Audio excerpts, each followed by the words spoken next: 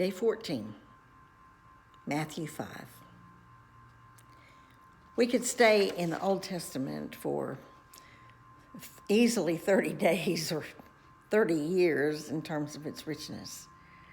But because in the course of a month, it's been my prayer that we would reach the scope of the scriptures.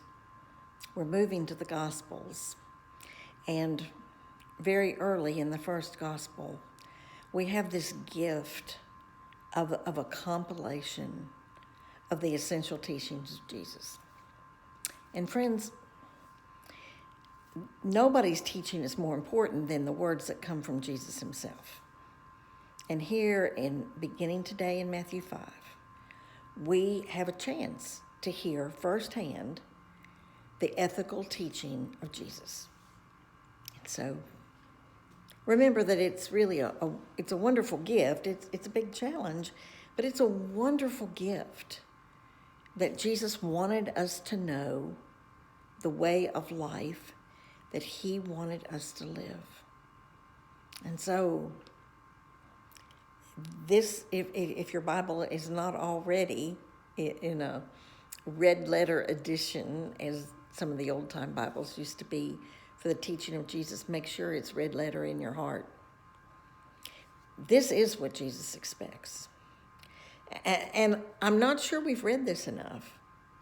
I remember a church member who said to me a couple years ago, "Well, that person's my enemy. You don't expect me to love my enemies, do you?" I went, "Well, we kind of do. It's kind of in there." And so we get way off track.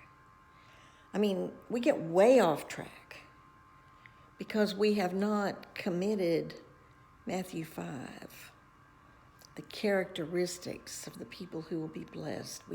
The teaching that Jesus has to say, look, you have believed it's one way, but I'm telling you that it's important to follow what I am teaching.